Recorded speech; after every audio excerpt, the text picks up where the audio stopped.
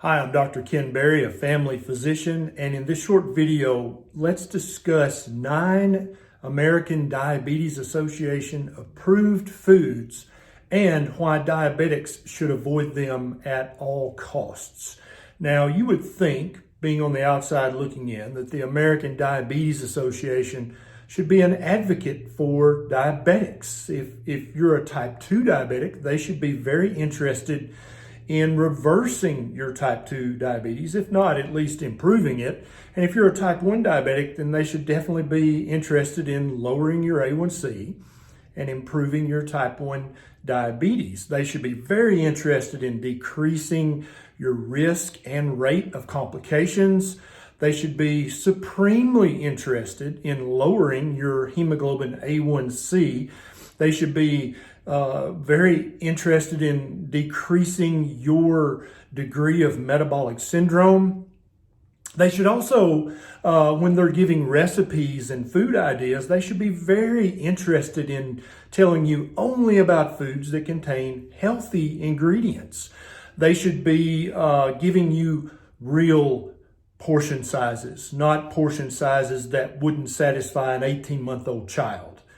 They should be very interested in the total carbohydrate count of the foods and the recipes that they recommend to you. And lastly, but very importantly, they should be very interested in how satiated the recipe or the food that they recommend makes you. It should keep you full and happy for hours. It shouldn't leave you looking for your next snack in an hour or two, like many of the ones down below do. When you look through the recipes that I'm going to tell you about down below, what you'll actually find is that they seem to be interested in spiking your blood sugar and causing you to have a higher hemoglobin A1C. It seems that they're trying to cause more inflammation in your body, not less. They're trying to worsen your metabolic syndrome, and they're really trying to promote lots of ingredients or lots of recipes that include wheat and oats and bananas and canola oil and even margarine. And so therefore, it kind of seems like, I'm not a conspiracy nut or anything, but it seems like they're actually trying to worsen your diabetes so that you'll need more prescription medications to control your blood sugar. Now, I know that the American Diabetic Association, they get money from big food and from big farming and from big pharma, multi-million-dollar corporations, but I'm sure that has nothing to do with the ingredients and the carb count and the degree to which these recipes cause inflammation in your body. I'm sure that has nothing to do with it, right? If you know a type 1 or type 2 diabetic who is struggling with getting their blood sugar down, their hemoglobin A1C down, losing fat, and trying to live a longer, happier life, a type 2 diabetic who's trying to reverse it completely, or a type 1 diabetic who's trying to just get better numbers and decrease the risk of terrible complications, please share this video with them. You're welcome to share it on Facebook, on Twitter, Instagram, wherever you think you can help me to help the most diabetics understand that just because it's recommended by the American Diabetes Association, that don't mean it's good. So here's the list of shame. And I know some of you guys aren't going to believe that the American Diabetes Association really recommends this stuff, so I put links down in the show notes so that you can check it out. Number 1 is BBQ Popcorn. And they actually say that popcorn is a healthy whole grain. And they say, don't put any butter or salt on your popcorn because that would make the popcorn raise your blood sugar. I'm not sure how those would be bad for you. So they say that you should eat this BBQ popcorn. They tell you how to make it. And it has 18 grams of total carbohydrates per tiny serving. And when you go and look at the serving size, you're going to be like, who's that a serving size for? My 3-year-old? Number 2 is gluten-free chocolate banana muffins. Now, these look and sound delicious, but some of the ingredients in them include canola oil, sugar, and wheat, all of which are going to spike your blood sugar and increase the inflammation in your body. They have 25 grams of total carbohydrates for one muffin, one muffin, okay? And the muffin is a tiny muffin. Don't think about this big, huge muffin. No, it's a tiny muffin that is going to satisfy no one and spike your blood sugar and make you hungry again in an hour. Number 3 is sweet potato fries. And of course, you should not fry these in lard or beef tallow. You should fry them in inflammatory omega-6 rich canola oil. And a tiny serving of these sweet potato fries are going to give you 28 total grams of carbohydrates. And I'm telling you, this serving size would not satisfy your chihuahua if your chihuahua was dumb enough to eat these sweet potato fries. Number 4 is dairy-free chocolate ice cream. And the ingredients of this are not terrible, but with a straight face, the American Diabetes Association expects for you to eat a serving size that is 1/4 of a cup.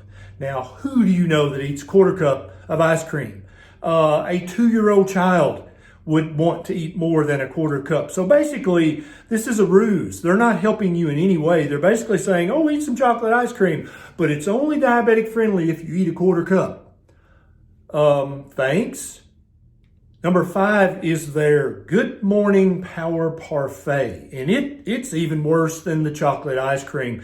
It's going to give you a whopping 30 grams of carbohydrates per tiny serving. So a good morning for whom, American Diabetes Association? Big Pharma, so that they can sell more drugs? I'm not sure who this is going to be a good morning for, because the diabetic is going to eat a tiny serving and then be hungry again in 2 hours.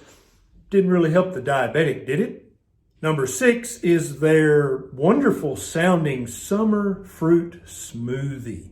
And this is going to give you 22 total grams of carbohydrates for a very tiny serving. I guess it's going to be a good summer for the prescription manufacturers, because you're going to need more prescription medications if you eat this summer fruit smoothie on a daily basis. And I've saved the best for last, as always. This is their grilled pizza recipe. This grilled pizza is full of wheat flour, which is going to spike your blood sugar every single time. You're going to get the tiniest sliver of pizza that you've ever eaten in your life, and we're going to call that a serving size. And it's going to give you 30 grams of total carbohydrates.